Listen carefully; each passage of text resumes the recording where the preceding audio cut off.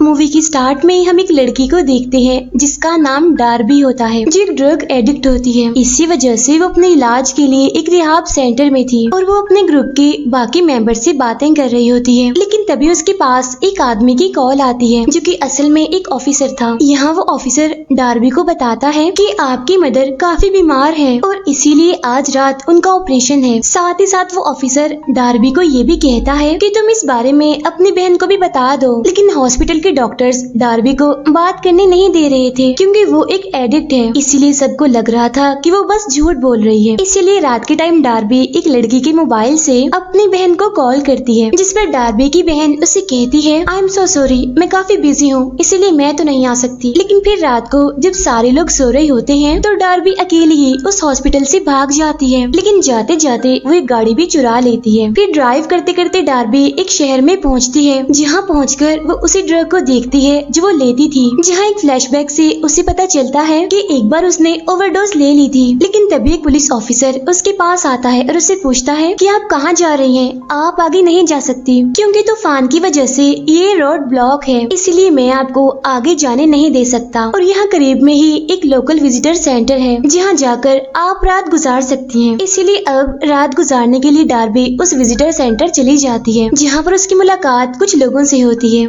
जिनमें एक लड़का था जिसका नाम ऐश था। ऐश के साथ उसका एक साथी भी होता है। एक कपल था जिसमें वाइफ नर्स और हस्बैंड सोल्जर था। अब क्योंकि इस एरिया में नेटवर्क नहीं आ रहा था, इसी वजह से सिग्नल्स ढूंढने के लिए डार्बी बाहर जाती है। और जब वो फोन में नेटवर्क देख ही रही होती है तो तभी उसे अपने पास ही खड़ी एक वैन से आवाजें आने लगती हैं। और विंडो के थ्रू जैसी डार्बी उस वैन में देखती है तो उसके अंदर एक बच्ची बंधी हुई थी और यही बच्ची मदद के लिए आवाजें लगा रही थी। यहाँ डार्बी उस बच्ची की मदद करने के लिए उस वैन को खोलने की काफी कोशिश करती है, लेकिन वो इसमें नाकामयाब ही रहती है क्योंकि वो इस वैन को खोल नहीं पाती। लेकिन तभी डार्बी अचानक से ये सोचती है कि ये वैन उन्हीं लोगों में से किसी की होगी जो अंदर बैठे हुए हैं। इसीलिए वो उस बच्ची से कहती है कि मैं आपकी हेल्प करने के लिए जरूर आऊंगी। फिर डार्बी उस वैन की नंबर प्लेट की तस्वीर बना लेती है और फौरन से ही अपनी गाड़ी में जाकर बैठ जाती है। इसके बाद जब वो रोने लगती है तो उस कपल में से जो सोल्जर होता है वो वहाँ पर आ जाता है और वो डार्बी से पूछता है कि तुम कहाँ पर जा रही हो। लेकिन डार्बी उसे जवाब नहीं देती और फौरन से ही अंदर आ जाती है, जहाँ वो खुद को ऐसे शो करवाती है जैसे वो नॉर्मल है, यानी कि उसने कुछ नहीं देखा,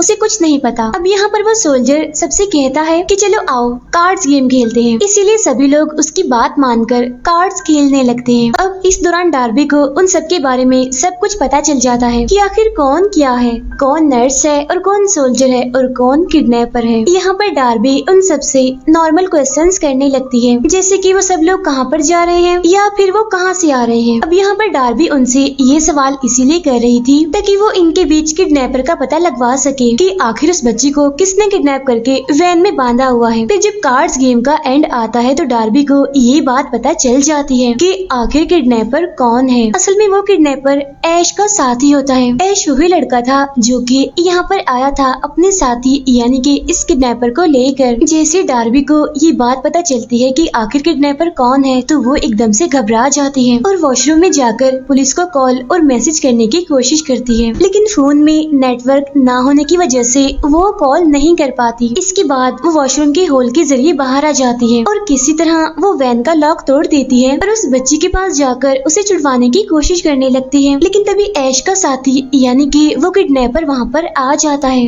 इसीलिए डार्बी जल्दी से वही सीट के पीछे छुप जाती है ताकि ये किडनैपर उसे देख न ले। गेम में हारने का गुस्सा वो किडनैपर यहाँ वैन में आकर निकालता है। यहाँ वो किडनैपर उस बच्ची से कहता है कि जब हम अंकल के घर पहुँच जाएंगे ना तब सब कुछ ठीक हो जाएगा। फिर वो किडनैपर देखता है कि इस बच्ची ने विंडो से कार्डबोर्ड हटा दिया है, तब इस वजह से वो उस बच्ची पर गुस्सा करता है।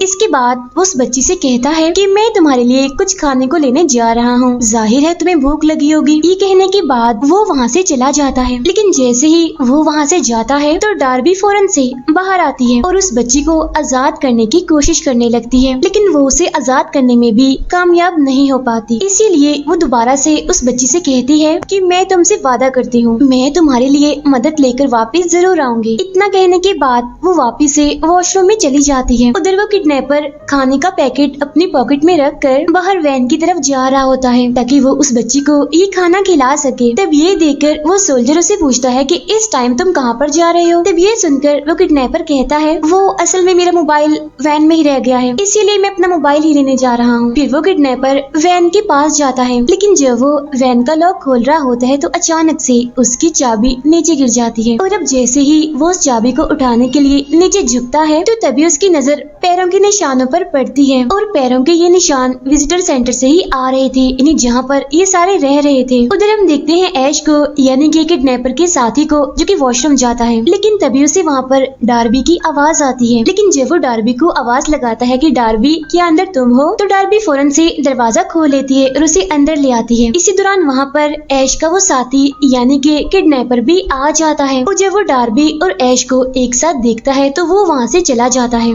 उसके जाने के बाद डार्बी ऐश से कहती है कि ये जो तुम्हारा साथी है ये असल में एक किडनैपर है, क्योंकि इसने अपनी वैन में एक बच्ची को बांधा हुआ है। ये सुनकर ऐश उससे पूछता है क्या तुमने इस बारे में पुलिस को इन्फॉर्म किया, पुलिस को कॉल की। तब ये सुनकर डार्बी कहती है कि हाँ मैंने काफी बार ट्राई किया था, लेकिन मुसीबत यहाँ पर तो नेटवर्क आ ही नहीं रहा। ये सुनकर ऐश डार्बी से कहता है कि चलो आओ बाहर चलते हैं उस बच्ची को बचाने के लिए। तब डार्बी कहती है कि नहीं, हम ऐसे नहीं जा सकते क्योंकि उस किडनैपर के पास गन है, हमें इस बारे में उस सोल्जर को भी बता देना चाहिए क्योंकि वो सोल्जर है तो क्या पता उसके पास गन हो। तब ऐश कहता है कि शायद ना भी हो गन उसके पास, इसीलिए हमें उस सोल्जर को खतरे में नहीं लाना चाहिए और यहीं पर ही कोई वेपन ढूंढना चाहिए। तब ढूंढने पर उन्हें एक वेपन वहाँ पर मिल भी जाता है। यहाँ पर ऐश डार्बी से कहता है कि ऐसा करो पहले बाहर तुम जाओ, जब वो किडनैपर तुम्हें मारने के लिए तुम्हारे पीछे पीछे आएगा तब उसके पीछे से मैं आ जाऊंगा और मैं उस पर अटैक कर दूंगा। तब डार्बी ऐसा ही करती है और वो वैन के पास जाती है। फिर किसी तरह वो वैन के अंदर जाकर उस बच्ची को आजाद करने की कोशिश करती है। जब डार्बी उस बच्ची का मुंह खोलती है तो वो पूछती है कि वो दोनों आदमी कहाँ पर हैं। अब यहाँ पर डार्बी ये सोचती है कि किडनैपर तो सिर्फ एक ही है, तो फिर ये बच्ची दो आदमियों का क्यों कह रही है। इसका मतलब ये है कि उस किडनैपर के साथ कोई और भी है जो मिला हुआ है। इसीलिए जब डार्बी वैन से बाहर देखती है तो वहाँ उस किडनैपर के पास ऐश आता है और अब ये देखकर डार्बी को ये बात कंफर्म हो जाती है कि और कोई नहीं बल्कि ऐश ही है जो कि उस किडनैपर के साथ मिला हुआ है। यहाँ पर ऐश उस किडनैपर पर यानी कि अपने साथी पर गुस्सा करता है और उसे कहता है कि तुम बिल्कुल लापरवाह हो, इसीलिए डार्बी को तुम्हारे बारे में सब कुछ पता चल चुका है। फिर ऐश उस किडनैपर से गन लेकर वैन के पास जाता है, लेकिन तब तक डार्बी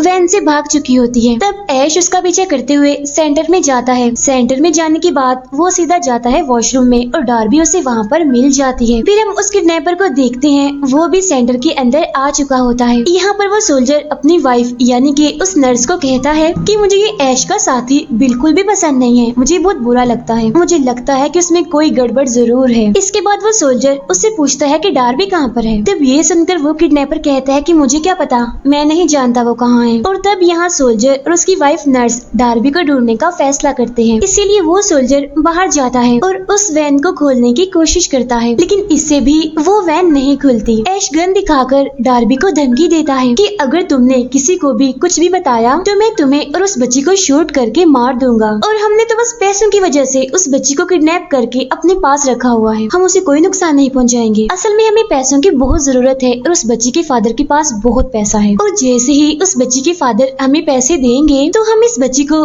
उसके घर पर छोड़ देंगे।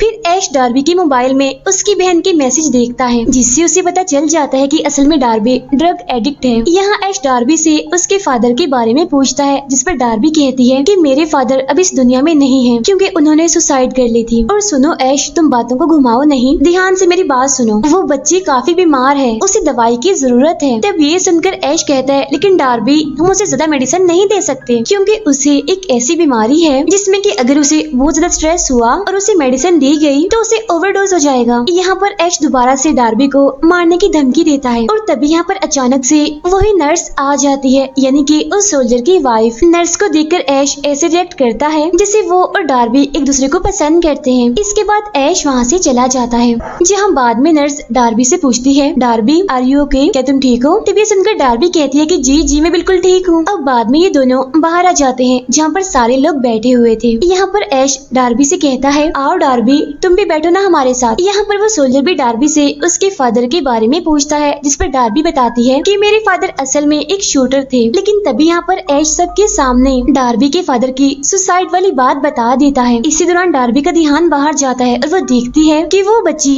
वैन से बाहर आ चुकी है और तब ये चीज ऐश भी देख लेता है। इसीलिए वो अपने साथी यानी कि उस किडनैपर को बाहर जाने का इशारा करता है, जिससे वो किडनैपर फौरन ही बाहर चला जाता है। जहाँ बाद में डार्बी भी वॉशरूम चली जाती है और तब ऐश भी उसके पीछे पीछे चला जाता है। वहाँ जाकर वो डार्बी को पकड़ लेता है और गला दबाकर उसे मारने की कोशिश करने लगता है। लेकिन तब डार्बी किसी तरह खुद को आजाद कर लेती है। तभी अंदर किडनैपर आता है और वो ऐश को बताता है कि वो बच्ची तो भाग चुकी है, वो वैन में नहीं है। मुझे लगता है वो पहाड़ी पर जा चुकी है और वो हमारे बुलाने से वापस नहीं आएगी। तब ये सुनकर ऐश फौरन कहता है लेकिन डार्बी के बुलाने से तो वो जरूर आएगी। इसलिए अब वो डार्बी को लेकर पहाड़ी पर जाने लगता है। यहाँ पर वो किडनैपर ऐश से कहता है कि अगर अंकल को ये बात पता चल गई तो वो काफी गुस्सा करेंगे। तब ये सुनकर डार्बी पूछती है कि आखिर ये अंकल कौन है। तब ये सुनकर वो बताता है कि असल में अंकल ने हम दोनों को अडॉप्ट किया है, यानी कि ऐश को और मुझे, और हम दोनों भाई हैं और अब हम उन्हीं के लिए ही काम करते हैं, यानी कि अंकल के लिए। तब यहाँ पर डार्बी एक ट्रिक करती है, वो उन दोनों को चकमा देकर वहाँ से भागने की कोशिश करती है। तब ये देखकर ऐश उसको शूट कर देता है, लेकिन वो गोली डार्बी को नहीं लगती। आगे जाकर डार्बी एक ट्री से टकरा जाती है। उधर जब सोल्जर को गोली की आवाज सुनाई देती है तो वो चेक करने के लिए बाहर आता है। बाहर आने पर उसे वही बच्ची मिलती है जो कि वहाँ पर बेहोश पड़ी होती है। तब वो सोल्जर उस बच्ची को उठाकर फौरन से सेंटर के अंदर आ जाता है। बच्ची को चेक करने पर उसकी वाइफ यानी कि नर्स कहती है कि ये बच्ची ठीक नहीं है, बल्कि ये बीमार है। डार्बी किसी तरह उन दोनों भाइयों को चकमा देकर फौरन से सेंटर में आ जाती है और यहाँ आकर वो सोल्जर को बताती है कि मैं इस बच्ची के बारे में जानती हूँ। इस बच्ची को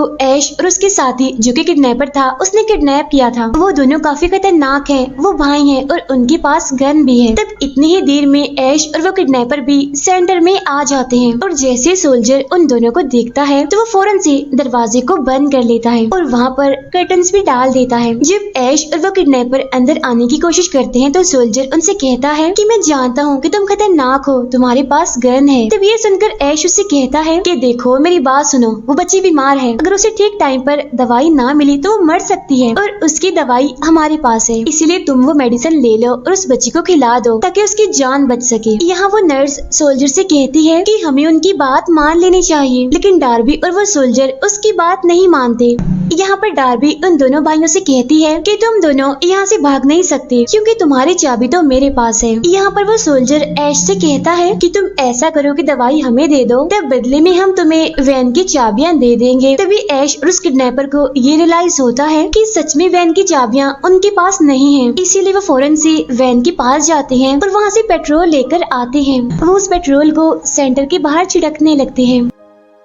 तब यहाँ पर वो नर्स उन्हें ऐसा करने से मना करती है और कहती है कि प्लीज तुम ऐसा मत करो, ऐसे तो हम मर जाएंगे, प्लीज हमें यहाँ से जाने दो। तो वो सोल्जर डार्बी से कहता है कि वो लोग ना तो आग लगाएंगे और ना ही यहाँ से जाएंगे, इसीलिए तुम वैन की चाबियों को छुपा दो। ये कहकर वो सोल्जर उसे अपनी गाड़ी की चाबियाँ भी दे देता है। यहाँ पर ऐश उनसे कहता है कि उस बच्ची को हमारे हवाले कर दो, तभी हम तुम्हें यहाँ से जाने देंगे। लेकिन वो सोल्जर फिर भी उसकी बात नहीं मानता। डार्बी फौरन से उन चाबियों को छुपा देती है और वो कुछ टूल्स भी अपने पास रख लेती है एज अ वेपन और कुछ टूल्स वो सोल्जर को भी देती है। बाहर ऐश माचिस की एक तीली जलाता है और उनसे कहता है कि मेरी बात मान लो, उस बच्ची को हमें दे दो, वरना माचिस की जली हुई तीली मेरे हाथ में है, मैं यहाँ पर आग लगा दूंगा। तब ये सुनकर वो नर्स सोल्जर से कहती है कि प्लीज मान जाओ, वो हमें जलाकर मार देंगे, हमें उस बच्ची को इनके हवाले कर देना चाहिए। तब ये सुनकर सोल्जर अपनी वाइफ यानी कि नर्स को कहता है इतना क्यों घबरा रही हो, मत डरो, कुछ भी नहीं करेंगे वो। और तभी अचानक से उस बच्ची को होश आ जाता है और वो उस नर्स को पहचान लेती है। और अब यहाँ पर कहानी जाती है फ्लैशबैक में, जहाँ पर हम देखते हैं कि नर्स असल में इस बच्ची की भी नर्स थी और वो इस बच्ची के घर पर काम करती थी, जहाँ ये बच्ची अक्सर उस नर्स को परेशान करती थी, यहाँ तक कि वो अक्सर उसे बेइज्जत भी किया करती थी। इसी वजह से उस नर्स ने ऐश और उस किडनैपर की हेल्प ली ताकि वो दोनों इस बच्ची को किडनैप कर लें। लेकिन अब क्योंकि इन दोनों के पास उस बच्ची की दवाइयाँ नहीं थी,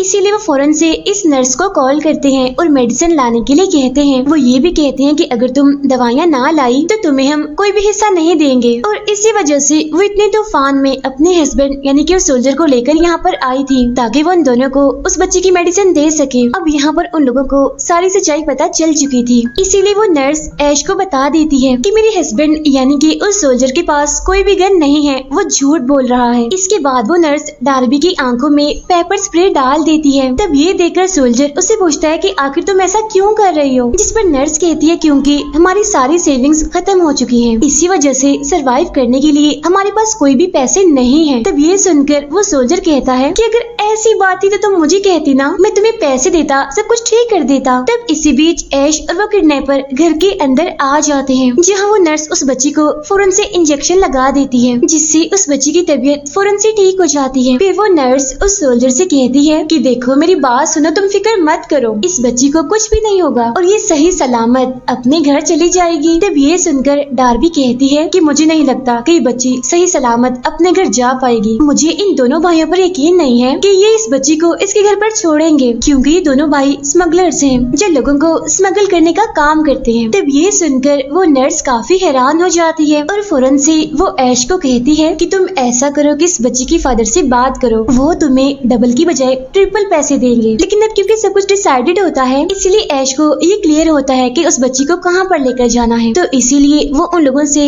वैन की चाबियां मांगता है। तब ये सुनकर वो सोल्जर कहता है कि मेरे पास वो चाबियां नहीं है। तब ये सुनकर वो सोल्जर को गन दिखाता है। तब ये देखकर वो नर्स कहती है कि मेरे हस्बैंड का इसमें कोई कसूर नहीं है, असल में उन चाबियों को डार्बी ने ही कहीं पर छुपा दिया है। तब इस पर वो सोल्जर डार्बी से कहता है कि प्लीज डार्बी इन लोगों को चाबियों के बारे में कुछ मत बताना। तब ये सुनकर ऐश को इतना गुस्सा आता है कि वो उस सोल्जर को शूट करके मार देता है। अब ये देखकर उस नर्स को काफी गुस्सा आता है ऐश पर, इसी वजह से वो ऐश पर भी पेपर स्प्रे करने लगती है। लेकिन तभी उसके सामने वो किडनैपर आ जाता है और स्प्रे उसकी आंखों में हो जाती है। अब इस वजह से ऐश उस नर्स को भी शूट करके मार देता है। इसके बाद वो दोबारा से डार्बी से चाबियां मांगता है, लेकिन डार्बी उसे चाबियां देने से साफ इनकार करती है। इसीलिए वो डार्बी के हाथ को नेल गन से शूट करके दीवार में फिक्स कर देता है, जिससे डार्बी को बहुत तकलीफ होती है और वो काफी रोती भी है। तभी वो किडनैपर ऐश से कहता है मुझे कुछ नजर नहीं आ रहा, मेरी आंखें काफी जल रही हैं। तब ये सुनकर ऐश उसकी आंखें वॉश करवाने के लिए उसे वहाँ से ले जाता है। लेकिन जब वो दोनों भाई वहाँ से चले जाते हैं तो यहाँ पर डार्बी खुद को आजाद करने की कोशिश करती है, लेकिन उसे इतनी दर्द हो रही होती है कि वो खुद को आजाद नहीं कर पाती। इसीलिए अब वो उस बच्ची को अपने पास बुलाती है।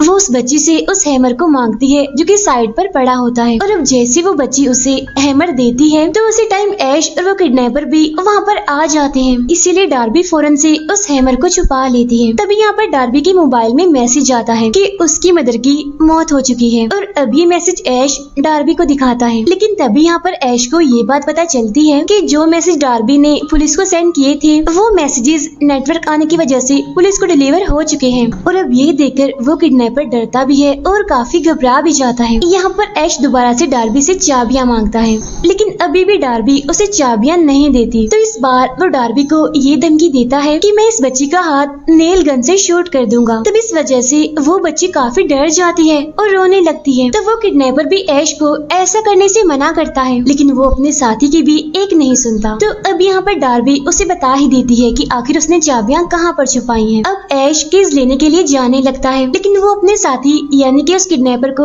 गन देकर जाता है और उसे वहीं पर ही रुकने के लिए कहता है। साथ ही साथ वो उसे ये भी कहता है कि अगर इन दोनों में से कोई भी उल्टी सीधी हरकत करे तो फौरन ही शूट करके इन्हें मार देना बेशक। इसके बाद वो खुद बाहर जाकर कीज को ढूंढने लगता है। उधर हम दिखते हैं कि पुलिस भी सेंटर की तरफ आ रही है। वो किडनैपर उस बच्ची से कहता है कि जब हम यहाँ से जाएंगे ना तो सब कुछ ठीक हो जाएगा। और तभी डार्बी इधर उधर देखती है और वो उस बच्ची से कहती है कि जल्दी जाओ और लाइट्स को ऑफ कर दो। अब हालांकि उस बच्ची को ऐसा करने से डर तो लगता है, लेकिन फिर भी वो लाइट्स ऑफ करने के लिए उठती है। और जब वो किडनैपर उसे उठते हुए देखता है तो वो उसे फौरन से ही बैठने के लिए कहता है, लेकिन वो उस किडनैपर की बात नहीं मानती और आगे बढ़ती है लाइट्स ऑफ करने के लिए। तब ये देखकर वो किडनैपर उसे धमकी देता है कि मैं तुम्हें शूट कर दूंगा, लेकिन तब वो बच्ची जल्दी से लाइट्स को ऑफ कर देती है। अब जैसे लाइट लाइट्स ऑफ होती हैं, डार्बी उस हैमर की मदद से अपने हाथ में लगी हुई उस नेल को निकाल लेती है। और अब जैसे वो किडनैपर लाइट्स ऑन करता है तो अचानक से डार्बी उसी हैमर से उसके मुंह पर अटैक करती है। उधर बाहर हम ऐश को देखते हैं जहाँ उसे चाबियां मिल जाती हैं, लेकिन तभी उसे गन चलने की आवाज सुनाई देती है। लेकिन जब वो चेक करने के लिए अंदर जाता है तो वो दिखता है कि डार्बी ने उसके साथी किडनैपर को पकड़ा हुआ है और उसे गन पॉइंट पर लिया हुआ है। तभी यहाँ पर ऐश डार्बी को नेल गन दिखाकर उसे धमकी देता है। तो वो किडनैपर ऐश से कहता है कि प्लीज शूट मत करना। तभी अचानक से वो बच्ची आकर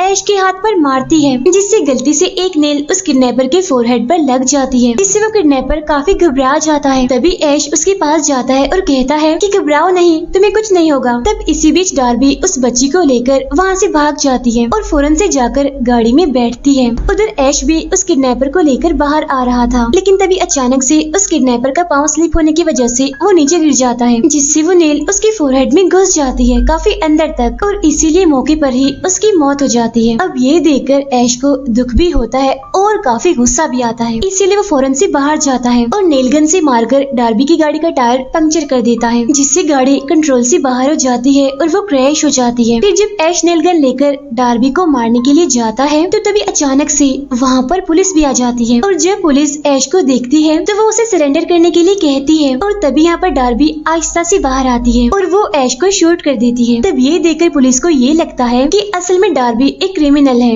इसीलिए पुलिस डार्बी को शूट कर देती है, जिससे वो फौरन ही वहीं पर ही गिर जाती है। लेकिन तभी ऐश उसके पास पड़ी हुई गन को उठाता है और उस गन से वो पुलिस को शूट कर देता है। इसके बाद वो डार्बी के पास आकर उसे शूट करने वाला होता है, लेकिन उस गन में तो गोलियां ही नहीं थी। और अब ऐश नेल गन लेकर डार्बी को मारने ही वाला होता है तो तभी डार्बी अचानक से स्क्रू ड्राइवर उसके गले में घुसा देती है, जिससे ऐश का भी यहीं पर ही खेल खत्म हो जाता है। ये सब कुछ गाड़ी में बैठी वो बच्ची भी देख रही होती है। अब डार्बी उस पुलिस ऑफिसर के पास जाती है और उसके रेडियो की मदद से वो यहाँ पर हेल्प बुलवाती है। के बाद कुछ टाइम गुजरता है और हम देखते हैं कि डार्बी अब दोबारा से रिहाब सेंटर में है। यहीं पर हम उसके पास उस बच्ची की बनाई हुई ड्राइंग्स भी देखते हैं, जिसका मतलब ये था कि डार्बी का अभी भी उस बच्ची के साथ कांटेक्ट था। इसके बाद डार्बी की बहन उससे मिलने के लिए आती है, जिसे देखकर डार्बी काफी खुश भी होती है और काफी इमोशनल भी। और इसी के साथ ही ये मूवी यहीं पर एंड हो जाती है। Thank you for watching.